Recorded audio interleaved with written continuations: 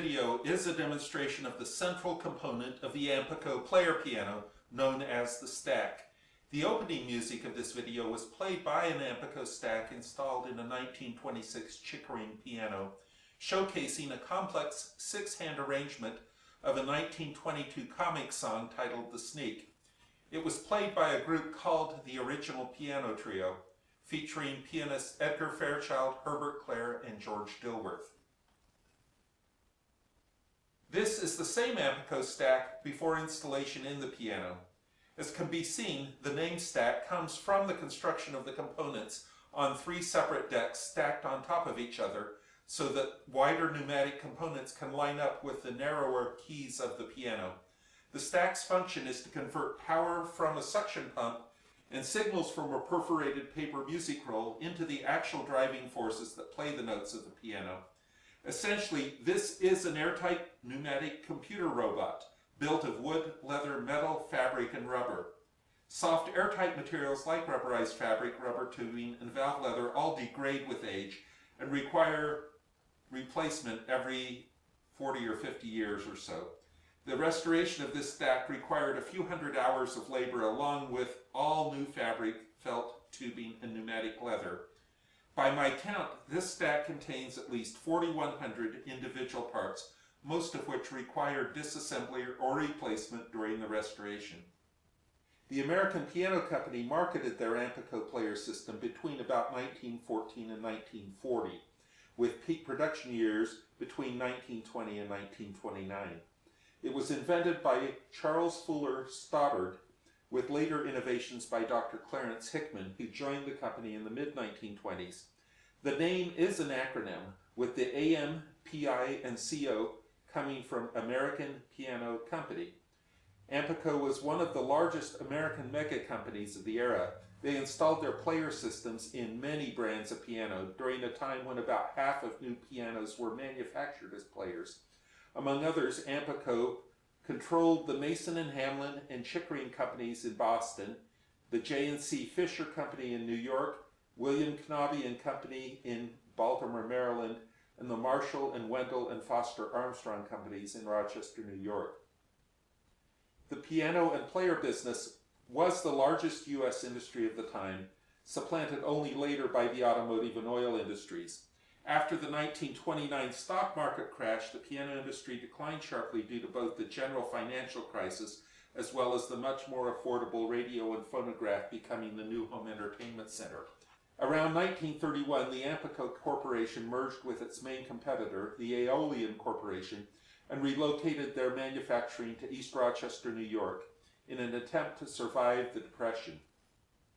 And player piano production essentially stopped with the start of World War II. Today, the term player piano usually brings to mind foot-pumped upright pianos, the most common and most affordable player instruments of the 1920s. These very interactive and fun instruments are powered by a person pedaling airtight pump bellows to produce suction, and a perforated paper roll is transported over a tracker bar driven by a pneumatic air motor. The pneumatic stack interprets perforations of the roll to play the notes. The Ampico roll format and tracker bar use this same pneumatic system of perforations in the middle of the roll to play notes, but with an electric motor and pump rather than foot pumps, and with extra perforations added near the edges of the roll. These coating perforations automatically control expression or note loudness, along with the sustain and soft pedals, and also an automatic re-roll system.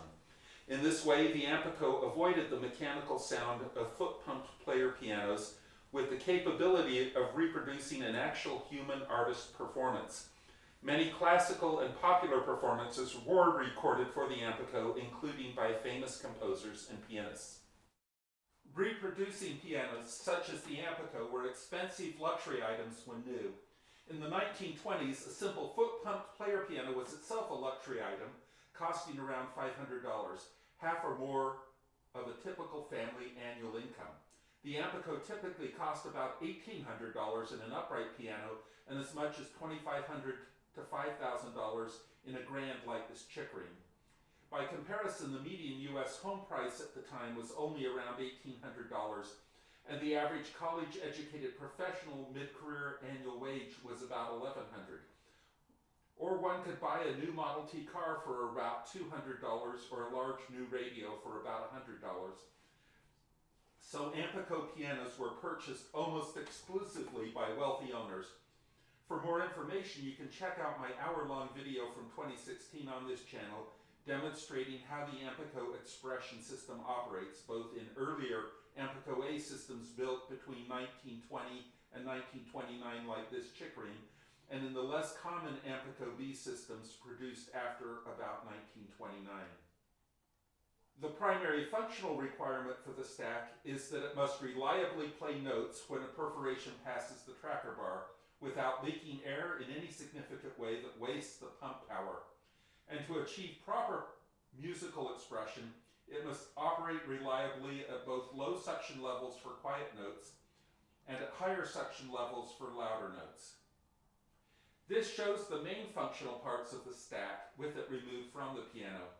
From the front side, you can see the tubing harness framework that heads towards the drawer and tracker bar, with the nipples temporarily capped here with short pieces of tied-off tubing. Most of these tubes are for individual notes, but some at the ends are for expression control, routed around the bottom edges of the stack towards the expression regulators in the rear of the piano. At the top front edge is the array of flange fingers and brass capstan screws that strike the piano keys. Stiff wire push rods connect these to the individual striker pneumatics, which can be easily collapsed by hand or with air suction, covered with new flexible airtight pneumatic fabric. Mounted below the 3 decks of strikers is the primary valve chest or valve box, split internally into treble and bass pneumatic chambers. It has 83 small leather-covered button valves that lift when a note perforation crosses the tracker bar, sending a note-on signal to the secondary valve. The stack also has 3 special compensator pneumatics that function to lift the flange fingers closer to the key sticks whenever the soft pedal or hammer lift expression function operates. This eliminates some noise and so-called lost motion during soft playing, when one can see all of the keys dip slightly as the hammers are all lifted halfway towards the strings. The 3 pneumatic decks are clamped together by custom cast iron fittings that also act as mounts in the piano. You can see that the wooden decks are sealed with airtight shellac, especially on the ends where wooden plugs are fitted to cover openings where the deck was machined with internal air channels. One can also see a larger tubing pass through where one suction tube from the pump splits into 3 smaller tubes that power the drawer function and roll transport. On the rear of the stack are large cast iron nipples that connect to tubes from the expression regulators to provide the power to actually play the notes. Most of the back surface of the stack is covered with individual secondary valve blocks clamped to the decks and controlled by the primary valves, which open to play the notes and close to return the key to its resting position. There are also bundles of expression tubing at each end of the stack that read the coding on the roll and control the expression regulators. Restoration of the stack begins with complete disassembly of all these components until it is broken down to the 3 individual decks holding 1/3 of the striker pneumatics. The pneumatics of this particular stack had been previously recovered with inferior quality replacement fabric approximately 40 to 50 years ago. That fabric had turned hard and inflexible, as well as becoming very porous and leaky. The aged fabric had become so stiff that the strikers would barely move at all, either with suction force or even pushed firmly by hand. Restoration requires carefully breaking the glue joint holding each striker to the deck as cleanly as possible with a knife or chisel, and also breaking off the wooden pushrod finger glued and screwed to the movable striker leaf. The old fabric was then stripped off the 2 wooden leaves of each striker. Originally, all quality players were assembled with hot hide glue, the traditional high-quality protein glue extracted from cow bone or cowhide and applied from a hot water solution. Hide glue is essential for good player restoration as it bonds well, is airtight, holds tightly with minimal clamping, doesn't soak excessively into felt fabric or leather, allows for strong regluing of separated joints, And it is reversible in the sense that old joints can be separated without splintering wood. This is necessary to make any future repairs or re-restoration possible. Unfortunately, this stack had been reassembled 40 years ago with modern white latex carpenter's glue, which is very inferior for player work. So this stack required maybe about 100 extra hours of work at this stage, removing old white glue residue and repairing the damaged decks and striker pneumatics. And some new striker leaves were fabricated to replace the most severely damaged ones. The leaves are joined by a cotton canvas fabric hinge that must flex freely, and the new natural rubber coated fabric is glued around the pneumatic at the proper 1 5/16 inch span. Rubberized cotton is the traditional and highest quality fabric used in players, and in my opinion is vastly superior to cheaper modern synthetic cloth that requires the use of synthetic glue. Quality rubberized cotton is now produced only by 1 or 2 suppliers, and it is quite expensive. After recovering the strikers, excess fabric is trimmed and the pneumatic is checked for airtightness and freedom of movement. The striker pneumatics are then re-glued to the deck in exactly the same geometry and location as they were placed originally, using hot hide glue and a gasket made from a stiff open weave cloth known as buckram, which is also traditionally used in bookbinding. The buckram allows for reliably strong and airtight glue bonds and facilitates separating the joint again in 40 to 80 years when the fabric again requires replacement. The pushrod fingers are also then reattached. Each finished deck looks something like this when completed. The airtightness and flexibility of each pneumatic is then carefully checked, and any leaks or stiffness or hinge binding is corrected. As can be seen here, each pneumatic glued to the deck is associated with 2 machined openings on the rear of the deck surface, with 1 round opening on the lower right connected to the interior channel of the deck, which supplies suction to each secondary valve. The more oval opening on the upper left connects directly to the striker pneumatic itself. Airtightness of each striker can be tested simply by collapsing the striker manually and then blocking the oval air opening with a gloved finger. If everything is correct, the striker will close easily with very little force and remain completely closed with no visible movement while the air hole is blocked, and it will then fall open quickly as the finger is removed and air is allowed back in, as shown in this short video. I'll now switch gears and show the restoration of the pneumatic valves of this stack, starting with the primary valve chamber. This picture shows the installation of new primary valve pouches in the opened up valve chamber. These pouches are very thin discs of new airtight leather, slightly thinner than ordinary copy paper. The pouches are glued over recessed wooden wells, all housed within an airtight vacuum chamber. They are glued with enough slack or dish so that the center of the pouch remains flexible and can move up or down several millimeters. These primary pouches are the actual components that read the paper music roll. When paper covers the tracker bar, a small pinhole brass bleed set into the deck next to each pouch equalizes pressure on both sides of the pouch so that it relaxes completely, allowing the valve to fall to its resting position, supplying suction from the chamber through a tube leading to the secondary valve. When a perforation crosses the tracker bar, air rushes in below the pouch, overwhelming the bleed and forcefully ballooning the pouch upward, lifting the valve button. This closes off the vacuum chamber and allows air to flow freely to the secondary valve. When the tracker bar is covered again by paper, the bleed immediately equalizes pressure on the pouch, returning the valve to rest. The original pouches of this stack were very fragile and weak due to aging and degradation of the leather over the last century, so replacing them as shown is necessary for good player performance. To further ensure reliable operation during soft playing, the new pouches were then sealed by brushing with a very dilute synthetic rubbery latex solution, and then they were dusted after drying with powdered talc to further seal the leather and prevent surface tackiness. This can improve pouch response at low suction levels, but too much sealant can stiffen the leather and make it less responsive, so the sealing process is a delicate operation balancing several factors.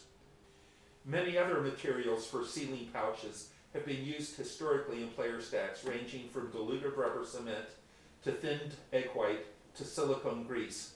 Whatever sealant is used, the pouches should be both as flexible as possible and as airtight as possible, and the materials used should be time-tested and durable. The 83 wooden valve buttons were also separated from their stems and removed from the upper chamber housing, and the degraded original inner and outer leather facings were replaced. The new facings are soft sheepskin suede, around 30 thousandths of an inch thick, or 3/4 of a millimeter. The valve buttons were then reassembled into the upper housing deck, and the upper button fixed to the stem with a dab of thick shellac. After the valve travel was set with feeler gauges to about 0.028 inches, or about 0.7 millimeters. The body of the valve chamber was then reassembled with new leather gaskets.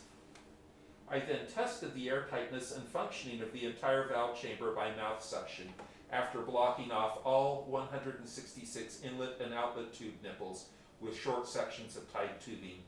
This chamber tested out perfectly with it completely airtight and with no noticeable leakage or airflow with all inlet tubes blocked.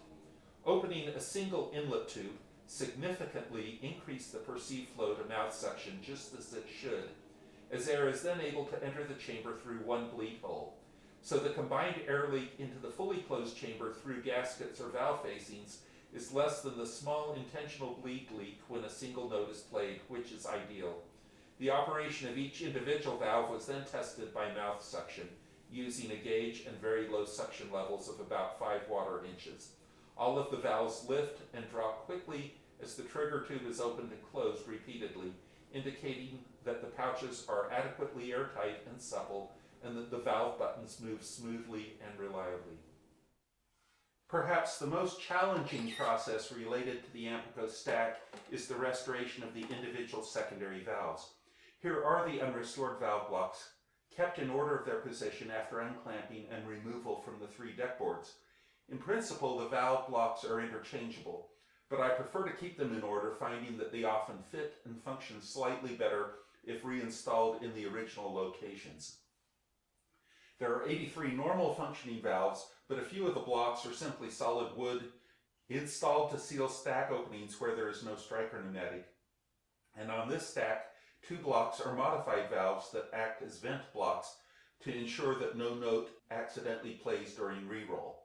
All valves, spacers, and vents are in specific locations on the stack, which is factory fitted to the specific note spacing and scale of the particular piano. Inside each secondary valve is a pouch and leather-faced valve button, analogous to those in the primary valves, but on a slightly larger scale so that they can move more air volume to operate the striker pneumatics. And like the primary valves, the century-old oxidized leather must generally be replaced, even though many of the valves here might nominally still function for a while without restoration. The brown color of the valves comes mostly from a thick original coating of shellac to make the wood airtight. Often this shellac is still in good shape, so unlike some restorers, I generally don't remove the shellac other than in specific locations needed to get it apart. Disassembling the valves without causing unnecessary damage is a tricky process, illustrated here. First, the cork gasket is carefully removed without damaging the flat wood surface beneath, often best done with a chisel or razor blade. I then chisel a little shellac away from the perimeter of the metal valve cap to loosen it from the valve body. The cap is then carefully removed, sometimes requiring a little finesse and specialized tools to lift it out without deforming the metal or breaking the wooden valve button beneath. The leather-faced valve button and attached valve guide are then easily lifted out. To replace the pouch, the glued lower joint of the valve body must be separated along the plane that contains the pouch. Often this line on the side of the valve body is visible through the translucent shellac, but sometimes removing a bit of thick shellac can help locate it. My preferred method is to insert a slightly dull industrial razor blade into the valve along this line, using a delicate combination of cutting and prying, working around all 4 sides of the valve so that the body splits and comes apart naturally along the glue joint. I try to avoid splintering wood as much as possible. If all goes well, the valve will be split with minimal damage to wood as shown, exposing and often tearing the very fragile leather of the old pouch. The remnants of old leather and glue can then be scraped off the upper and lower wooden surfaces. Usually I retain and reuse the stiff fiber disc glued to the pouch that helps lift the valve button. Occasionally, if the valve body does not split cleanly, bits of wood may need to be carefully separated from one side and re-glued to the other before proceeding, but often, with experience, the split will be clean enough that the valve body can be later reassembled with the new pouch, but with no other repairs necessary for the wooden parts. The upper part of the valve body is also examined. In some valves, the black bake-like valve seat, cemented in the upper section, is very firmly held, but in others, like this one pictured, the seat is only weakly held in place or perhaps already loose. And for proper valve function, it's imperative that it be re-cemented in place or replaced if broken. Reattaching the seat into the valve body is perhaps one of the few proper uses of modern synthetic glues in player piano restoration. A light dusting of talc powder may also be appropriate here so that there are no tacky surfaces of dried glue to stick to the pouch or to the valve button. The original valve facing leather is also removed from the valve button, and the small nail holding the wooden star-shaped valve guide to the lower leather facing is loosened and removed. Once the separated pieces of the valve body are cleaned and repaired, then new pouches are glued in place over the pouch well, using hot hide glue and with a proper amount of curvature or dish. And new suede sheepskin valve facings are glued to the valve button. This leather is usually about 40/1000ths of an inch thick, or about 1 millimeter. The lower facing is first attached to the wooden guide with the small nail, and then both the upper and lower facings are glued to the button. The new pouch is lightly sealed and dusted with talc, and the fiber disc that pushes the valve button is glued to the center of the pouch with a tiny spot of hot hide glue. At this point, the pouch should be almost completely airtight, and it should respond smoothly to alternating mouth suction and pressure applied through a tube, as shown in this video. Then hot hide glue is carefully applied to the rim of the upper valve body, and the two pieces are joined, carefully aligned, and clamped for an hour or two. At this point, gentle alternating mouth pressure and suction should readily move the pouch and fiber disc toward and away from the bake-like valve seat, as shown, with little or no air leaking through the pouch or valve body. The valve is then reassembled by installing the valve button and replacing the metal valve cap. The cap is carefully adjusted to allow for the proper valve gap or movement of about 40 to 45/1000ths of an inch, or in metric terms, a millimeter or just slightly more. The valve gap can be measured with a depth gauge, as shown in this video. The cap is then sealed in place by applying thick shellac, and shellac is also applied to seal the valve body along the seam where it was separated. This short video shows the button movement with alternating mouth pressure and suction. And finally, a new cork gasket is glued in place. The valve function can be tested by mouth, with the lower inlet fully airtight when the nipple is blocked and the valve opening up and allowing nearly free airflow when the nipple is opened. The finished secondary valve is now ready for reinstallation on the stack body, leaving only 82 more to go, depending on how much damage was done by previous restoration efforts and how easily the blocks come apart. Restoring a full set of secondary valves usually takes me about 50 to 100 hours of labor. Assembling the various restored stack components is the next important step. I do this very carefully, checking for air leaks at every step. In a decades-old machine like this, it is possible for leaks to develop almost anywhere, including in wooden pieces that may appear intact. So first, I check the wooden body of each deck for airtightness. The air channel holes supplying suction to the secondary valves are taped off, making sure that the channels are unobstructed and that the deck itself is completely airtight. Leaks requiring more sealant or repair are common, especially in the joints of the deck body near the suction inlets. The secondary valves are then clamped pairwise to the decks, held by a steel leaf spring clamp and nut on threaded steel mounting studs. I check for airtightness after adding each pair of valves, ensuring that the valves are positioned properly. The clamp nuts must be snug enough to seal the gaskets completely, but not so tight that the delicate valve blocks risk being warped or damaged over time. The stack also has strips of wool muffler attached to the stack body and draped over the secondary valves after installation, helping to reduce valve noise and preventing debris from getting into the valve openings. In this picture, the primary valve chest is screwed to the iron stack mounts at either end, and then the separate stack decks are placed in the cradle of the mounts with leather gaskets between the decks. The metal top plate of the mount is screwed to the top deck, also with a leather gasket, and a long steel machine screw with a washer and its own leather gaskets is threaded from below the mount through all the decks and into the top plate. Tightening this screw pulls and locks the decks together, making an airtight seal through all three decks. The spacing and alignment of the three decks is also reinforced by additional braces screwed between the decks, helping the stack resist any bending as notes are played. New rubber tubes are connected on the rear side of the stack between the primary valve outlet nipples and the secondary valves, and also on the front of the stack between the primary valve inlet nipples and the pass-through frames that eventually connect to the tubes coming from the drawer. The iron suction inlet tubes are installed at the base and treble ends of the stack, and the push rods and flange fingers are connected to each striker pneumatic. The alignment and spacing of the flange fingers must be precisely set so that they align perfectly with the key sticks of the piano action. One way to do this is to mark out a scale stick from underneath the piano with pen marks showing the location and spacing of the strike points on the key sticks, which serve as a guide for positioning the capstan screws as the flange fingers are installed and aligned. With the stack now completely assembled, it's time to test out its operation. It's common for newly restored stacks to be tested using high flow rate motor-driven suction pumps or even vacuum cleaners, which can often have so much flow capacity that they mask even fairly large leaks and still operate the stack. Here I'll demonstrate that mouth suction is a superior way to test out a stack because it shows very directly how the stack responds to low flow and low suction level conditions. In this video, I demonstrate testing the treble part of the stack with the tied-off tubes blocking all the nipples of the stack, just as if the stack were installed in the piano and a paper roll were covering the tracker bar. I first install a large rubber tube on the treble inlet of the stack. When I try to draw in air from the tube by mouth, the tube feels nearly completely blocked and airtight, indicating that the stack is properly assembled and not leaking.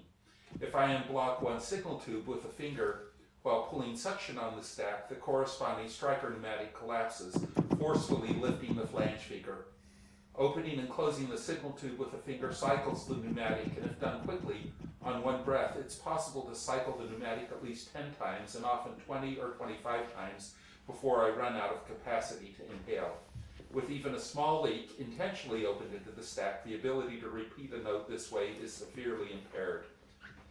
Another test of pouch and valve responsiveness to short note perforations is to attach the signal tube to this vacuum gauge, which is overall airtight, but which has a fairly large internal air chamber.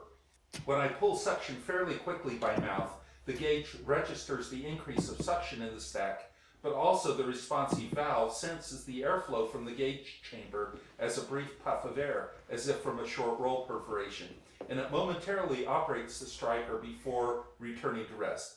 In this way, I can manually check the operation and the responsiveness of all strikers and valves in the stack before installation in the piano. This video shows the same two tests being repeated for a note in the bass section of the stack, which is equally airtight and responsive as the treble section. For a reproducing player like the Ampico, an airtight and uniformly responsive stack is essential for reliably playing quiet passages. It is not really possible for the expression regulators to achieve the full dynamic range of expression if they must be adjusted to a louder bass line to compensate for leaks in the stack. One of my first troubleshooting strategies for an Ampico that isn't performing correctly is to test out the stack this way by mouth suction, either with the stack in the piano or on a bench. If the stack is airtight and responds properly powered by mouth suction, I know then that any problems are with the pump or expression regulators, and if the stack is leaky and responds poorly, I know that no adjustment of the pump or regulators will completely fix things until the issues with the stack are corrected. With the stack fully bench tested, it's now time to install it in the piano. These pictures looking up under the piano show where the stack goes, with the rear part of the key bed of the piano partly cut away to expose the bottom part of the key sticks. The cast iron mounting brackets are visible at the sides, which support the stack and allow for vertical adjustment so that the flange fingers of the stack rest just below the keys. This video shows notes being played upside down and backward by fingers, much as they are played by the working stack. The large tubes at either end that supply power to the stack are also visible, coming from the expression regulators. These pictures show the stack installed in the piano, but before tubes are connected to the drawer or tracker bar, or before a wooden box cover is installed to protect the stack. The video shows how it's possible to check the stack operation with mouth suction, much the same way it was done on the bench, but actually playing notes of the piano. In this test, I opened the individual trigger tubes to the stack, but the same test can be done on a fully connected stack by opening and closing holes on the tracker bar with a paper roll or with adhesive tape. In the same way, I test operation of all the notes of the piano. If the stack is airtight and plays notes reliably this way, then I know that it will function well when fully connected and powered by the pump and regulators.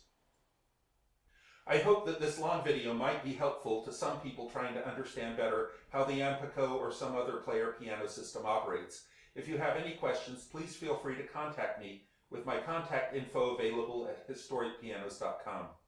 I'll end this video with a demonstration of the musical capabilities of this stack, now fully installed and connected to the drawer and tracker bar. The piece is a very human-sounding but entirely pneumatic mechanical performance recorded in May of 1929 by pianist and composer Misha Levitsky, titled Enchanted Nymph.